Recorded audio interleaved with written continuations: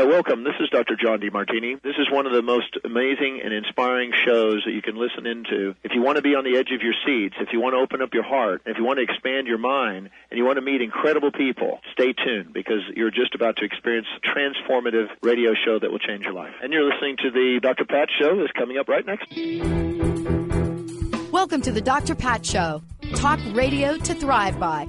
Powerful, inspiring, and coming to you live, bringing you stories of people like you and me, busting through and living life full out. Get ready to dare to wonder what your life would be like if you knew you could not fail.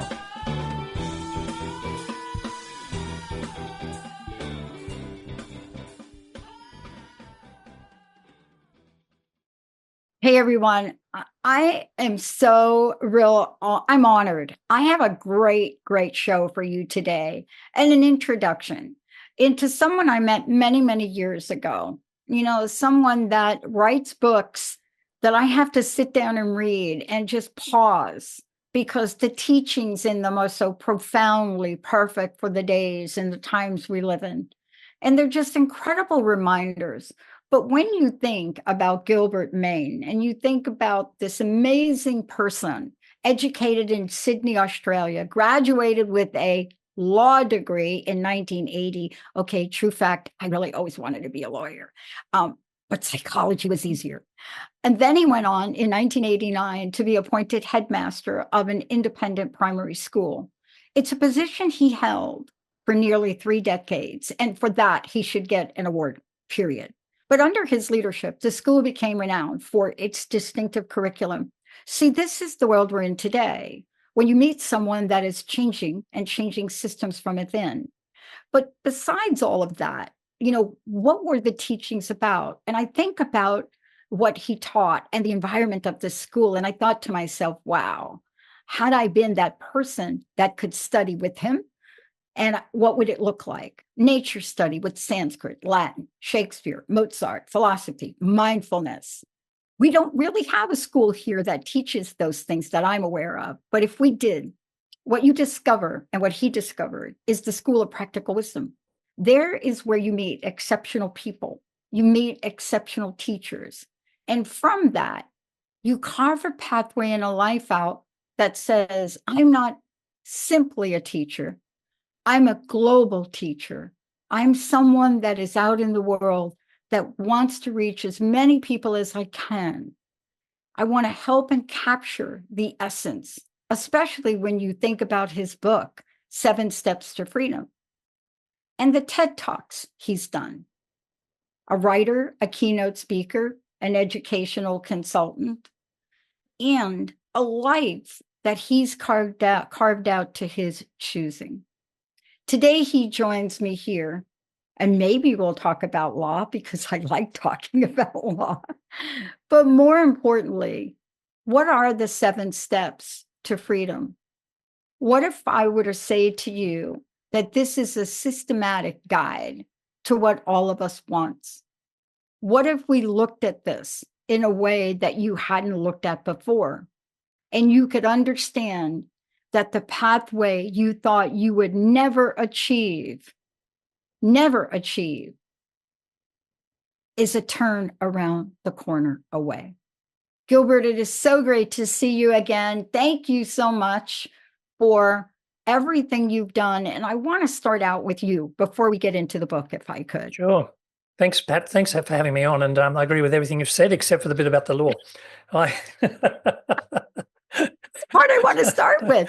I mean, I think the book could have been called From Lawyer to Spiritual Teacher, 7 Steps, right? I mean, you know, but that's just me, right? I mean, I'm sorry, I'm in the middle of trying to figure out what I want to write about. But there's so much about law. I want to start with the conversation about law for a minute. I don't know if in your journey, it's something you've always wanted to do, or if that pathway was shown to you and you were following in the footsteps of others. I'm always so curious about things like that. What was it that tapped you on the heart to come out of the gate and say, oh, okay, short answer, my dad. Okay, long answer. So what happens in Australia, you do your high school, and then you do what's called the high school certificate, your graduation, and then you fill in so you get your mark, whatever that is, and I got a good one. So I could have done basically anything. Now, when I was up to when I was about 8, what would I have been in it was called second form, about year 9. I could have gone either way. And then I was in a science class one day, and the teacher was trying to explain the concept of voltage. And I remember I didn't understand it at all. I still don't. And it was a very unusual experience, because the first thing I'd ever remember not knowing what the teacher was talking about. And as soon as I realized I didn't understand this bit of science, I thought to myself, oh, I see. So I'm not going to be a doctor. I'm going to be, I'm not going to go the science route. I'm going to go the humanities route. So it's, a teacher, lawyer, whatever. So after that, I kind of realized which path I was on. But I always wanted to be a teacher. I always had a picture of myself wearing a tweed jacket with leather patches on the elbows and teaching history in high school. That was the vision. And then, but when I sat down to fill in the form for university, there's no point in putting teacher first and lawyer second. You have to start with the top one, the one that's hardest to get into. So I put it in that order, and I got into law school. And, I thought, oh, okay, well, I sort of drifted in, and then but I always wanted to be a teacher. I thought, look, I'll start with law, and then I'll switch to teaching after that. But when it came time to apply for Teachers College, my father said to me, oh, you've done 3 years of law. You've got 2 more to go. You might as well finish it off. Don't go to Teachers College yet. Go to Teachers College afterwards. So, but then by the time I'd finished 5 years, and then you get to do another college, which tells you the practical bit. So you have to do that, because otherwise the 5 years is a waste. And then I kind of just got a job, and there I was being a lawyer. I wasn't a very happy one, and I wasn't a very good one. I think my clients would agree. And after 10 years, but I stuck at it for 10 years, and then I was looking around for something else to do, because I just couldn't. I got up every morning and there was a lead brick in my stomach as I made my way to my office. And then I thought, look, I've got to find something else to do, and I started writing a novel. And I think the universe panicked, because the second I sat down with an idea of what I really wanted to do, which was to write, I got this offer of a job as headmaster of a unusual primary school. Yeah. This was in the mid-'80s. So I jumped at it. Yeah. See, I love the way the pathway, somebody, who was it? Paul McCartney or somebody, created a song called The Long and Windy Road. And, I remember as a youngster, hearing that song, and I'm like, oh no, I'm here. I want to get there. It's got to be a straight line. And then as you get a bit older, you realize, well, wait a minute, these turns, these curves in the road are so interesting, right? Especially when you look back now and you say, I could have never predicted that curve. But you see, you did something which you also talk about in your book. What you did was you had this idea, which I don't know if we want to call it a good impulse or not, but you had this notion to really do something and say, I really would like to write a book. So often, and I want to ask you this question about it, so often people have an idea and are so fearful to even say it, to express it, let alone do it. And I wanted to ask you about that, because I know it must have taken you a bit to get to that point, or you would have skipped being a lawyer altogether, right? But what have you found, especially in the book, when you talk about this notion of good impulse and self-knowledge? What did you discover about yourself that you're now carrying forward in your book? Yeah, well, good impulse, which is the first step, it's basically very simple. Someone turns up in your life and tells you something that you need to do, you need to think about, some extra step you need to take, some suggestion for making your life better. And then you think, oh, yeah, that makes sense. And you've done step one. That's step one done. One and done. The suggestion and the nod. But you need both. You can't, there's so much good stuff around. There's so many people who know what they're talking about, and they're dying to help. But if your ears are closed, Jesus has said, he who has ears to hear, let them hear. that I infer from that there are a lot of people who don't have ears to hear, which, is obviously true. But if you do have ears to hear and you're lucky enough for someone to turn up just at the right moment and tell you what to do, then, and you nod, then you're basically away to the races. You're on to the second step, which is basically putting it into practice. But going back to that first one, I found a school of practical wisdom, which is called the School of Practical Philosophy in Australia. And the suggestion was my brother. We were in a pardon me, we were in a taxi in Israel, actually, and he was just telling me about things. I was telling him the thing that really bugged me and had bugged me all my life. This was the grit, the bit of sand in the oyster that creates the pearl. And this was it, Pat. Why did I do things that I knew I shouldn't do, that I didn't want to do, and that I regretted doing the second I'd done them? Why did I do those? Why didn't I do the things I knew I should do? And what held me back? And the same with speech. Why did I say things? Everyone's basically an idiot when they're a teenager, but it was, and I'm no exception to that rule. So you'd say stupid things to friends, you'd make fun of people and humiliate them. I mean, terrible things, things that, it used to make me feel terrible. I'd feel guilty, all of that sort of thing. And I'd think to myself, what is the driving force? It wasn't so much, of course, you need to apologize and make up and all that sort of thing afterwards. But I was the puppet pulling the strings, and I wanted to know. And I had this strong faith that someone out there must know what's really going on. Someone must know who's pulling the strings and how to get control over your own strings, as it were. This is the most important thing I think we could talk about today. Of course, it's not going to be the only thing. And the mystery of this for me is having the wherewithal and awareness to realize something's off, right? You may not know the answer, but something's off. And it leads me to ask you about the book as I've opened the book. And I kind of knew this was coming, but I opened the book and I started to read what you have in the beginning about some useful information. And I went through, and of course, I am not even going to begin to read it, because if Sarah's listening to this, she will cringe at my mispronunciation of Sanskrit. So I don't want to embarrass myself, but I will do my best. And, you walk us through and you say, I shall now describe to you, O Rama, the 7 states and planes of wisdom. Knowing them, you will not be caught in delusion. And I started to read this. And then I went through and I said, oh, he's talking to us also about the Bhagavad Gita.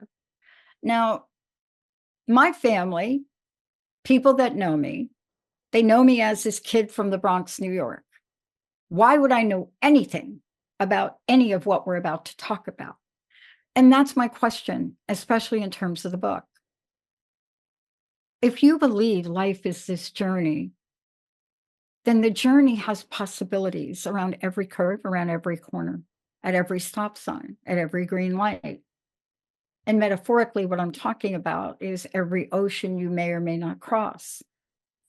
You will have the opportunity. And what I'm struck by in your book is that you allow us to see that there is a journey, there is a pathway, there is a road. And what is to the, to the people thinking about this and listening to it, what can we understand, especially about the 7? Can we live in harmony? Can we understand beauty? What is it that we've been divinely gifted with that sometimes we forget? You see, that's my question, because you bring this out in the book and you talk about, loving kindness, you talk about might and judgment, you talk about beauty and harmony. So we're talking about these. But the question really is, I think from birth, we all have it. And then sometimes I think we forget it. So how can we remember? How can we remember? Because I think your book is inviting us to remember. Yeah, it's a very, very good question, because that is, to a certain extent, the complete mystery. I'll tell you an analogy. You've probably heard this before, but you're walking along a road. It's at dusk, so the sun's setting. It's not totally dark, but it's getting dark. You're on a path. You're in the countryside, so there's no houses around. You're in the tall grass, and you're on a path, and suddenly you see in front of you a snake, and you're filled with fear. You stop walking. You don't know which way to go. If you go forward, the snake's there waiting for you. If you turn around, maybe the snake will chase you. What do? So you remember you have a torch, a flashlight in your pocket, and you pull it out and you turn it on and you shine it on this dreadful snake, and it turns into an old piece of rope. So now you're not frightened anymore. You laugh at your own fears, and you're free to walk forward. So you think about that story and you think, how did that rope become a snake? And then the question then is, how did the snake turn back into a rope? And the answer to both those questions is the same. It didn't. It was never a snake. It was always a rope. And the important part of the story is the flashlight. That's the key to the whole story. In the end, the fear, the confidence, the relief, the path, the grass, the rope, everything, it's the flashlight. And the question you're asking is, how do you get a flashlight? How do you end up having a flashlight in your pocket? How do you have that available to you? And the answer is, I don't know. That is a real mystery. Is how do you become the sort of person that goes hunting around looking for the flashlight shop? So you could actually, pay the money, find the door, ring the bell, ask for the shopkeeper, pull the right money out of your pockets. All this is an analogy. I was in a taxi with my brother, and I said to him that thing about hating myself for lying and for saying things that just weren't true and doing things I didn't want to do. And he said, "Oh, you need to go to this school of practical wisdom. You'll like it. You'll enjoy it." I said, "Will they answer that question?" And he said, "Yeah, they'll answer that question." So I got back we were in Israel together, and we got back to Australia, and we were, and he said to me, "Are you going to go? Are you going to enroll?" And I said, "Well, not yet." And then, I just started university. I was only 19, 20 years old. And then he asked me the next term, he said, "Are you going to enroll again?" He was keen that I'd join because he knew it would help me. And I finally did join. And as soon as I walked into that place, I thought, oh my God, this is it. I'm here. I'm home. And the first evening's lecture, the guy tutoring the introductory course, I was just sitting there thinking, oh my God, I could have given myself a kiss. I was so happy to have finally, at the age of 20, and that's, lucky me, that's young, I've found my way. Sarah was even younger. She was only 10 when she found a way to that school via her parents. Wow. Same place. That's where we met. Yeah. We met meditating. We peaked. I love that. But by the way, we all peak. I mean, I'm just starting to learn how to meditate without peaking. Right. But I love this. But you see, that's another part. That's another piece of the puzzle. And, what I was reading, for those of you just tuning in, I want to make sure you know that, this is a fabulous interview. I want to introduce all of you to Gilbert Mane, but I want to also introduce you to his book. And when I start to think about what you've written, I want to tell you how powerful the beginning part of the book is before we get into the chapters. Now, I'm not sure why you took this approach, but I was really struck by it because as I started to read, and I just asked myself, wait a minute. Yes, there are questions. You see, most books don't do this. This is almost like having a trailer, like in a movie, where you go see the trailer before the movie. And that's what you've done. So you've given us a sense that this just isn't a book about 7 steps. This is really a book about the journey, which will take you, at least for me, which will take you and help you identify the steps and what to do. And, I love that you're introducing us to the problem and the inner world. But what I love is something that's been haunting me recently. And it's the question that you asked. Let me make sure I get this right, Gilbert. I apologize if I don't get it exactly right. But you talk about all this existential angst. I think you use that term. I love that now. I gave it an acronym, EA, and how it motivates us to ask the question, is there more to life? Is there more to life? I wanted to do a study once when I was finishing up my dissertation on a question similar to this. I wanted to know how many people think this and actually never ask it out loud. And what the pain is from doing that. You see, the pain for me turned into suffering until I could ask the question, until I can be in the question. And I love that you're bringing this out, because being in the question to me has been some of the most illuminating aspects of my life. But it's not for the weak of heart, is it? No, it's like living beyond limits. But the thing, and everyone says, you say, oh, you want to get outside your comfort zone, you want to live beyond limits, you want to, sort of achieve great things, all this sort of stuff. And it all sounds great. I mean, sure, and it is great, but it comes at a cost. It's the cost is you have to give up some of the things you hold very dear, and mainly they're personal things. They're things about who you believe yourself to be.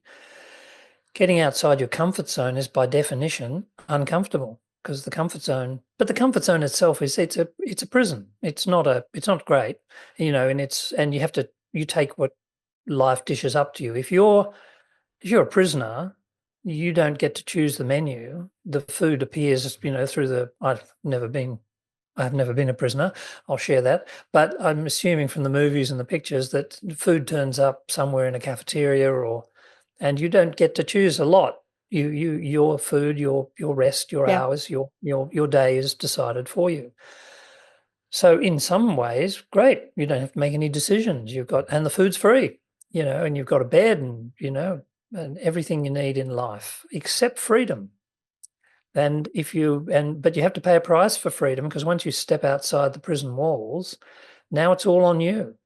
You've got to do the shopping and the cooking, basically. And there's a lot of people who scurry away from that, and even as they approach it, they're sort of like the snail. The horns of the snail retract at the lightest touch of freedom. It's freedom's freedom. Freedom to choose, freedom to live, freedom to grow, but also freedom to fail, freedom to suffer. So yes, you're right. The question is, how many people really, really want that? And I have no idea, but I don't imagine too many do, because not that many people that, in my experience, really want to go free. No, but the alternative to that is you can be in a couple of different states of being, right? You can be in the state of being of complacency, which is, oh, well, right? Or you can be in the state of resentment, unannounced, uninhibited resentment. But the one thing that I love about this is I was reading this and I was like, wow, ego, the barrier to freedom, and what he is telling you. And I stopped, I said, ego, the barrier to freedom. You included that right in the beginning, but you set the stage, and you set the stage for us to understand this. And we're talking about something which you call permanent freedom and happiness. And you say it's readily available to anyone who really wants it. And I was really struck by that. And I thought, this is exactly the book I needed to read right now. This is exactly the conversation I needed to have, to be reminded that sometimes we put up the prison bars in our own world, and yet we've never physically sat in a prison cell. Is that the job of the ego, to keep us back in there without a TV or anything else? Yeah. No, the thing about the ego is the ego is really, really good at what it does. It's expert. You've taken another analogy. Let's say you're an actor and you decide you're picked for a part, and you decide you're going to play Hamlet or whatever it is on stage, and there's a costume. So you turn up at the theatre and you put on your doublet and hose and whatever it is that, the director says you should wear. And you go out and you do your part, and you really, really, really get into it. And you get into it so thoroughly that you actually begin to believe you're Hamlet. And when the play apparently is over. You won't get out of that costume. You're still speaking in this rather kind of highfalutin, fruity sort of Shakespearean way, and no one's quite understanding you, but they're sort of, everyone else is also wearing their costume from the play as well, because everyone else has suddenly forgotten who they really are, and they're all wearing Ophelia. Some lovely young woman has decided that she is actually Ophelia, so she's now suicidal and she's going to find a river to throw herself into, and everyone's suddenly fighting with swords, and the people who are awake, the audience, are watching this thinking, this is kind of crazy. Why are these people doing this? They can't fully understand it, but you're now locked into a system where you actually believe yourself to be someone who you are in fact not, who's the part that you were playing. And the thing is, there's nothing wrong with playing Hamlet. It's great. It's entertaining. It's wonderful. It's a brilliant play. Everyone, I mean, from my understanding, everyone thinks Shakespeare was pretty good. But there's a certain time when it comes to take the costume off. And what I hoped to demonstrate in that book is what the ego does. It makes you believe that you're Pat Basile, makes you believe you're a psychologist, makes you believe you're a podcaster, makes you believe you live in Seattle, that you do all of these, and you really, really believe it. And if someone tries to take that away from you, then you start thinking, hang on, that's my identity. That's who I really am. But the point about it is once you wake up and realize that you're not those things, it doesn't mean you don't drive to work and do a podcast. It's just you do it like the actor plays Hamlet. You do it convincingly, you do it brilliantly, you learn your lines, you're the best Hamlet in the world. But when the time comes, you go into the change room, you wipe off the makeup and you take off the costume and you go back to being who you really are. And you know yourself to have been that true person all the way through the act. So one of the, I think it's a rookie mistake. I made it, early on. You're just not quite sure what's it going to be like when you are awake and free. And you have this sort of gray cloud of, I don't know what it's like. You walk around with a as I say, with a soundtrack as you stride across the Himalayas or something, but you're detached from life. And that isn't what it's like. You're fully involved. The system that we followed was complete detachment with full involvement. So you're totally involved. So, I mean, simple. I'll give you a story I heard in synagogue the other day. It was great. The rabbi was saying, he said, look, this great wise sage who founded this incredible school of study of the Bible and all that sort of thing. He was living in a house. His son was also a great rabbi, and his grandson was a baby at the time. And so one night, everyone was asleep, and he heard the baby crying. And he got up. This is the grandfather, and he went to see. It was his grandson. He went to see the grandson. He made to comfort him and all that sort of stuff. But in the meantime, he saw that his son, the father of the baby, was studying the Bible in another room. And he was so engrossed in the study of the Torah, of the Bible, that he didn't hear his own son crying. And the grandfather went into his son and said, I don't know what you're studying, but this is not God's law. You are not studying truth if whatever you studying deafened you to your own son's cries. If that's what you're studying, you shouldn't be studying it. He said, that's not what we're about. And so what I'm saying is, being fully involved, being fully immersed in truth means that you hear the baby cry and you go and comfort it. So you find someone who's hungry and you get them food. If someone's thirsty, you get them a drink. That is full realization of the truth, because the truth's right in front of you. If it's hot, you take your coat off. If it's cold, if it's raining, you put up an umbrella. You don't walk around in unreality. This is super reality, total involvement, and the fact that you're acting Hamlet, would divert you from that. You wouldn't, because Hamlet wouldn't do that. Hamlet doesn't. You see what I'm saying? I do. And one of the things I love about this and having this conversation with you is I was struck by a couple of things, and I hit the pause button before I literally went to step one, which we're going to talk about here in a minute. But I hovered on perseverance. There is a poem by an East Indian poet, and it is called Perseverance. There are many poems that you find, right? Some of them were written in Sanskrit, but this one poem that I somehow got my hands on many, many years ago was very, very long, and it hit me hard. It had language like, when life seems to fail you at every stop. I mean, when I recited this poem and in a talk, it took me a half hour to do it. That's how long it is. But the lines in it are so powerful. And right before you go to step one, you mentioned perseverance, and I had to ask you about it, because it also has to, I know it's part of my story, but I also know it's part of the journey. And yet it's so easy sometimes to throw in the towel, isn't it? There are all sorts of barriers to this freedom.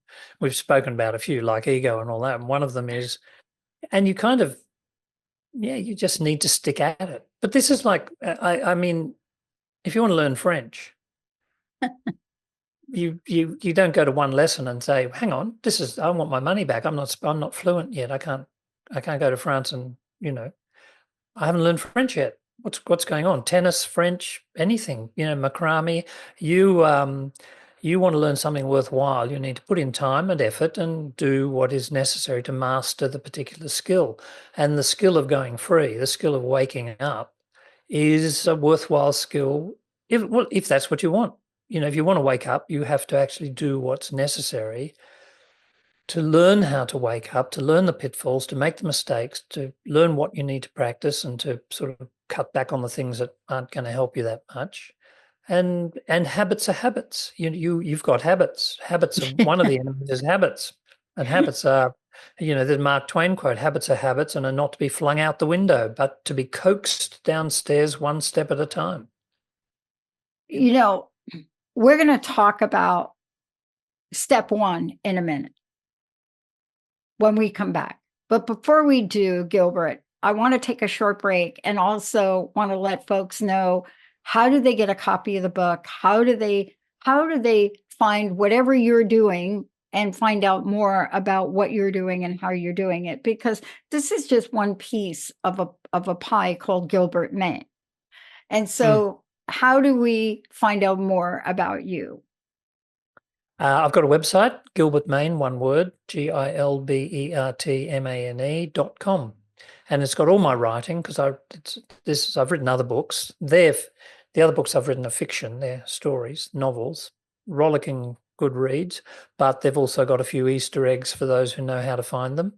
And I've got a Facebook page, Gilbert Mane. I've got a Gilbert Mane author page. If you go to my personal page, you'll see my wife and I ballroom dancing. So I was just going to mention it, but There's I wasn't bonus. sure if that was going to be okay to mention it. Yeah. We dance. Oh my God. Do you ever? It's beauty in motion. Now, it really is. I mean, I got to know a little bit more about this, getting to know Sarah, of course. I still don't pronounce things right. I probably butchered the Bhagavad Gita, right? But, one of the things did I come close? You came very close. Yeah. Okay. But what I want to say is, the reason that I love what you wrote is because I know a bit about you and a bit about your journey, and I know what you're writing here is transformative. It is the thing that changes lives. And I just got a message from somebody here, and they asked me when was I going to read the poem again. Let me tell you, I have to have really good stamina to read this poem, but let me give you a verse while we go to break. Nat will take us to break. This is the beginning of the poem. So this will give you a taste of it. And then we're going to go to the book, because the book is the solution. When the veil of darkness has draped itself around you and your life and concealed the tears of your pain and despair, when the destiny you envisaged has all but faded away amongst the golden sands of the desert, when you stand alone in the hour of adversity and you need no one is willing to stand beside you, when the battles within you in your life are on the verge of defeat and ruin, when you are in exile within your own mind, when your heart is empty and merely watered by the tears of your agonized and anguished soul. And I'm going to stop there. This poem addresses all the things that you feel and exist. Gilbert Mane's book helps you navigate out, around, through, and up all of those comments. Let's take a short break. We'll be right back.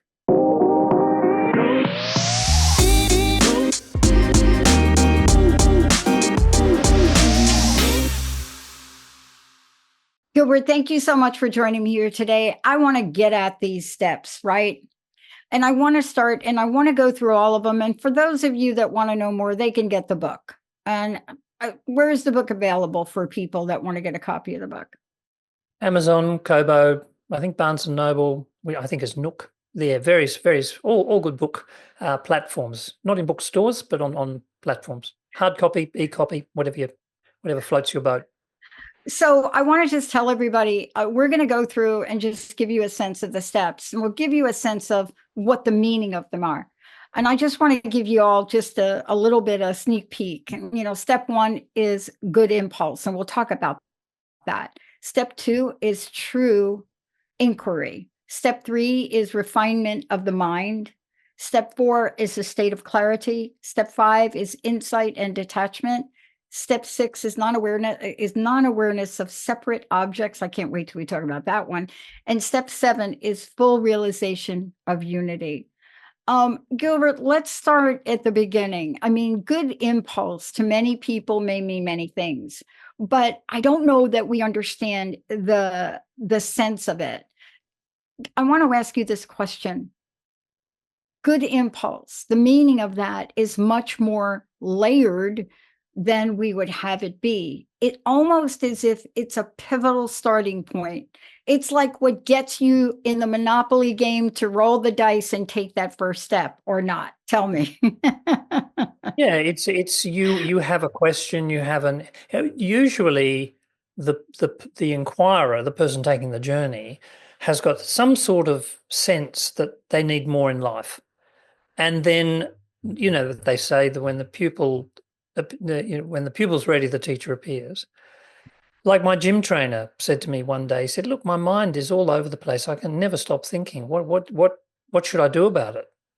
Now, we'd be just gym training. I hadn't been sort of instructing him into the mystic art. So I said, "All right, there's 3 things you need to do, but I'm only going to tell you the first one because you've got to prove to me that you're sincere in your inquiry, and you've got to prove to me that you've done the first one.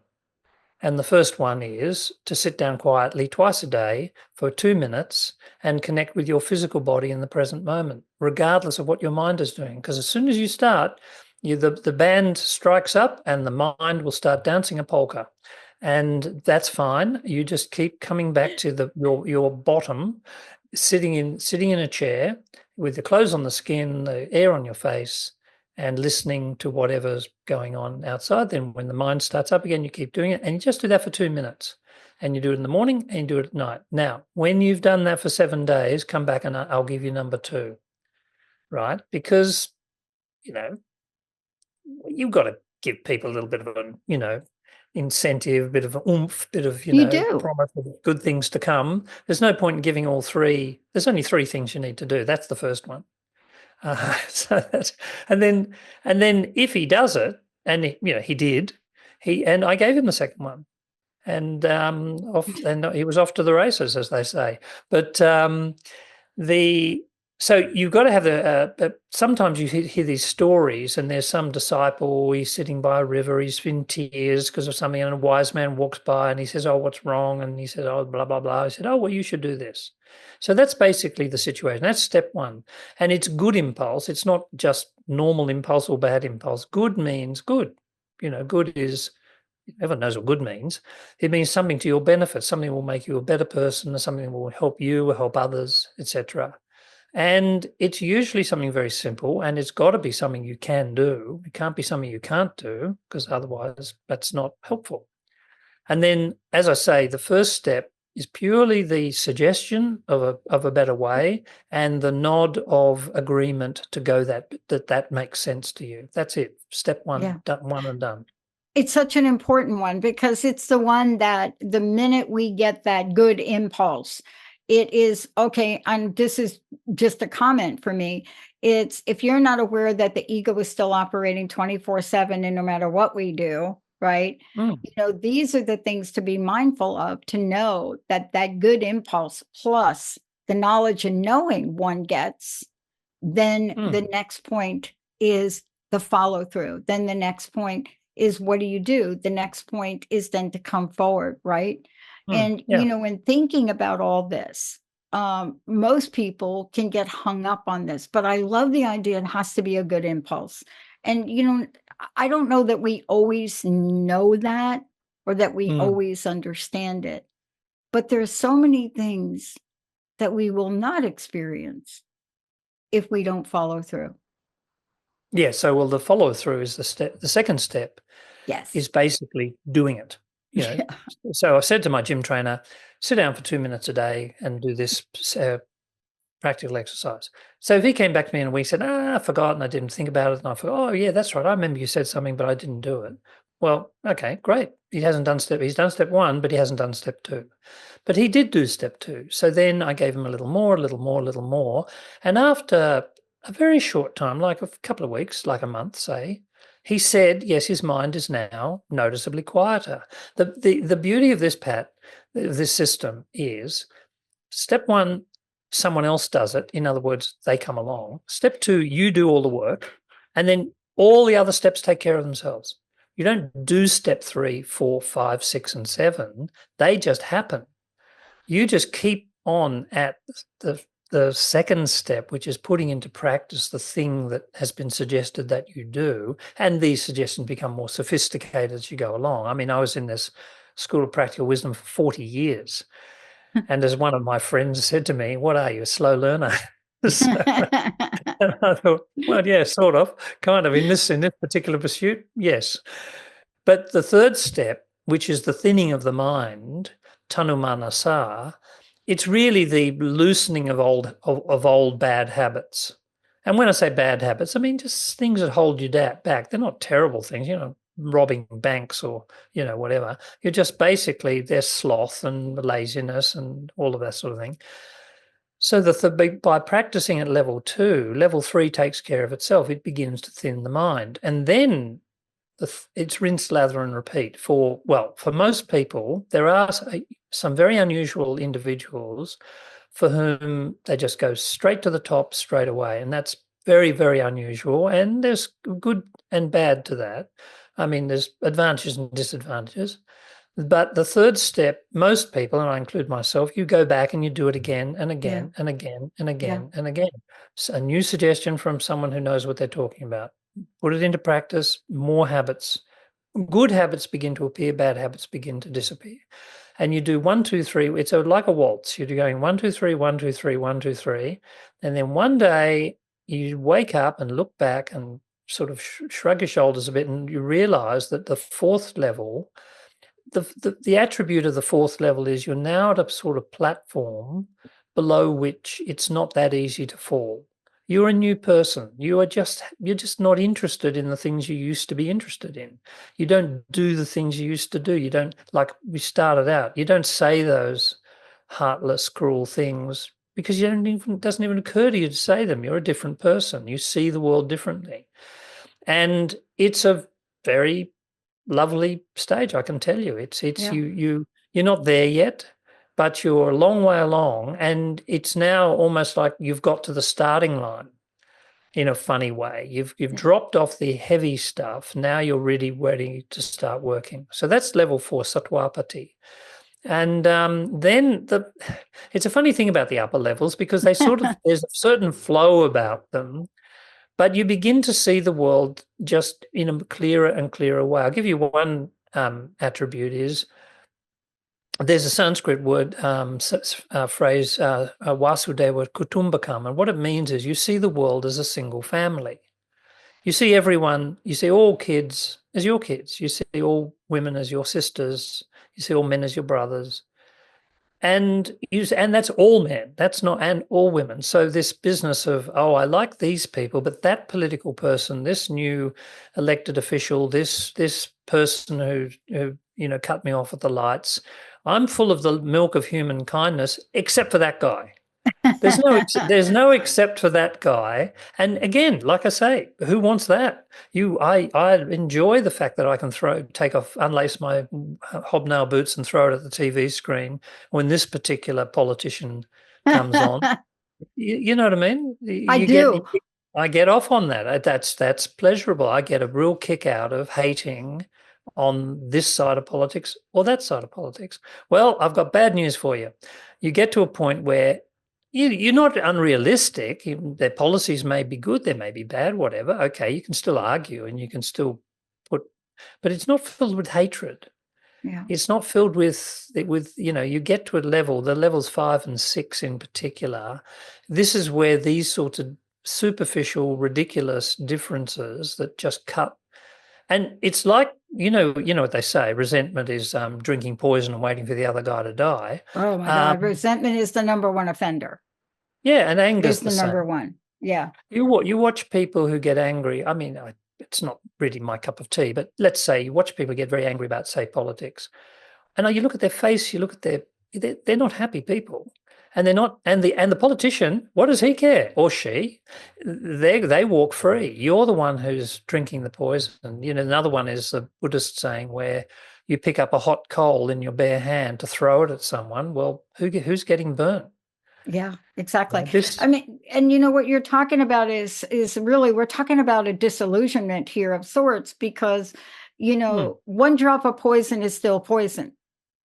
That's right. One drop is still poison, right? Yeah. And yet we don't realize it. And one drop then accumulates, then there's another drop, then there's another drop. And before you know it, you don't even know where your anger generated from. Right. Is it related to a politician or not? But, you talk about this in step 5, about this idea of detachment. And I love the way you describe this, because you're right. By the time you get to 5, 6, and 7, especially 6, I had to go back and read 6 a couple of times because I needed to understand it a little bit more. And you call it the non-awareness of separate objects. And I found that so fascinating. I'd love for you to talk a little bit about that, because I was okay until I got to this step, and then I realized maybe I need to go back and reread the others. It's the cutting the universe up into separate bits and pieces, but the main one is you cutting yourself off from the rest of the universe. This is the real thing about step 6: is you're not seeing other. It's that word other, the otherness of other people. It's having people, even in a good way, it's not, like I say, I keep rushing in to say doesn't become this amorphous grey splodge. You're still very aware of events, and you get up in the morning, you still have breakfast, all these sort of things, but you're not dividing the world up in your mind and heart, mainly in your heart, into segments and reacting in a different way. So what's the natural reaction to everything in the universe is love. That binds everything together, and reason, applying your reason to a situation and bringing love to it. Like when I was the headmaster of a school, I had to punish children who were naughty. It's it's just one of the jobs. Wasn't a hugely pleasurable part of the job, but it had to be done.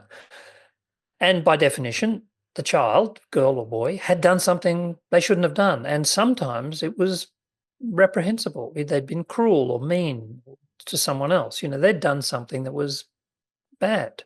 This isn't just going out of bounds or something. This is like saying something hurtful or whatever. So I'm a normal guy. I'm confronted, but they're only little kids. They're only 8 or 10 or 11, but they're still, they've done something that is reprehensible, and I have to punish them. But I couldn't punish them properly, as it were, in a form of correcting the behavior if I was angry with them, if I didn't like them, if I didn't love them, if I wasn't setting a boundary for their sake, so that they would grow and be free and not do this thing again. I had to be basically having a whale of a time. I had to be happy. I had to enjoy their company, and I had to bring them along. Now, the punishment can be exactly the same when I'm cross or when I'm happy, but I can tell you the effect is completely different. Yeah, it It is. bounces off because in a weird way, if I'm cross with that child, I'm not seeing the child. I'm talking to someone else. I'm talking to a cardboard cutout. I might as well be, because I'm not seeing them.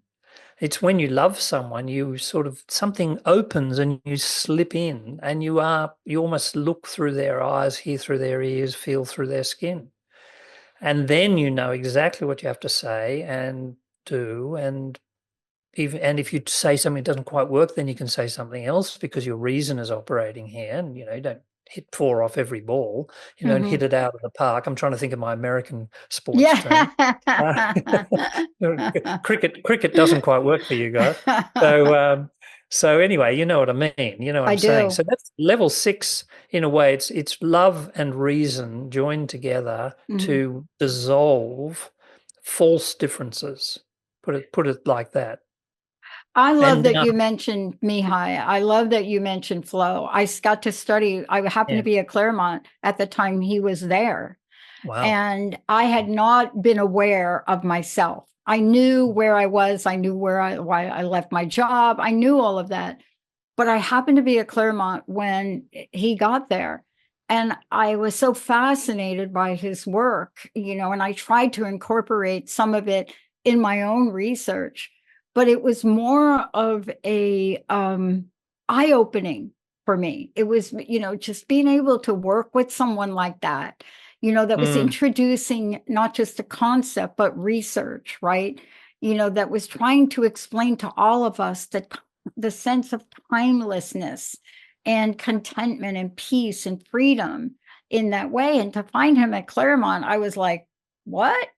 But this is important. And, when you look at this and you look at his work, he talks about different motivations, but the bottom line is that we're not talking enough about flow. And the way you started to talk about it in this part of the book is so seriously important, because then, of course, what you're doing is you're going through and you're explaining to us how this is the pathway to freedom.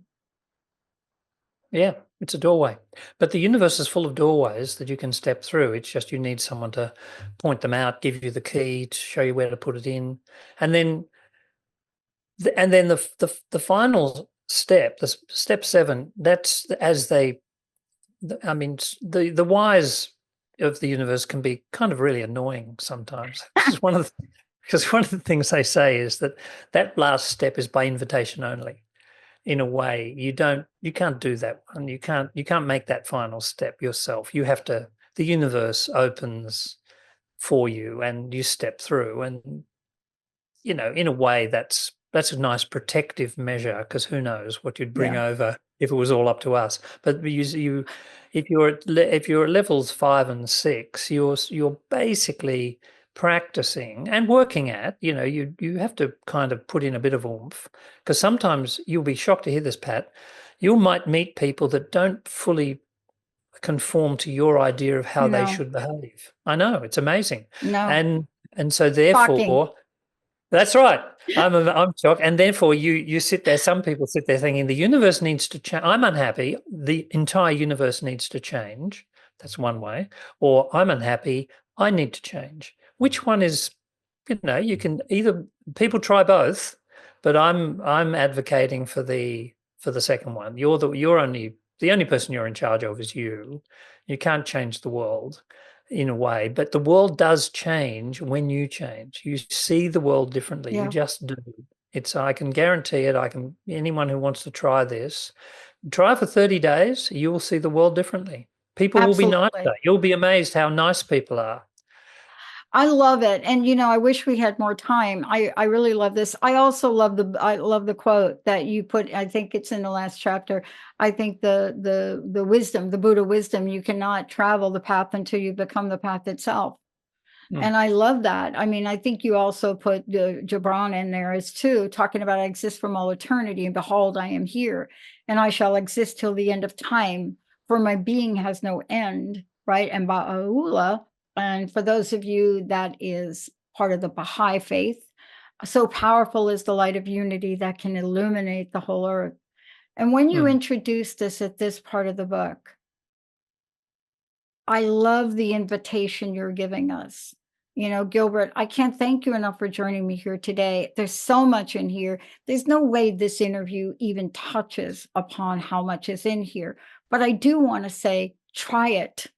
Try it for 30 days. Try it. Take a piece of this and see what it is that calls you to the place of the beginning. I want to ask you one last question. What's your personal message? What do you want to leave us with? And please, how do we get the book? Okay, the first thing is just get started. Just wake up. You don't have to be fully awake. You just wake up a little bit from where you are and just get started. Get on, get going. You'll enjoy it. You know, you have to persevere and you'll enjoy it. You can get the book on Amazon. You can get it on all platforms. I wrote it. I just want people to be happy and free. You know, that's if that happens, if one person goes free because of this book, you do me a favor. It's not buying the book is not the thing, but doing it once you bought it. Don't prop up that short leg on your table with it. Read it and do it. I love it. Gilbert, thank you so much for everything. Thank you, Pat. I want to thank all of you for tuning us in and turning us on. And there's so much more in the book. I mean, there's not a paragraph that you go to where you're not going to stop and ask yourself and reflect upon it for yourself, for your future, for you where you are today. It is really the kind of book that we just can't call it a book. It really is an experience. What Gilbert Mane has done is he's created an experience for all of us. Thank you for tuning us in. We'll see you next time.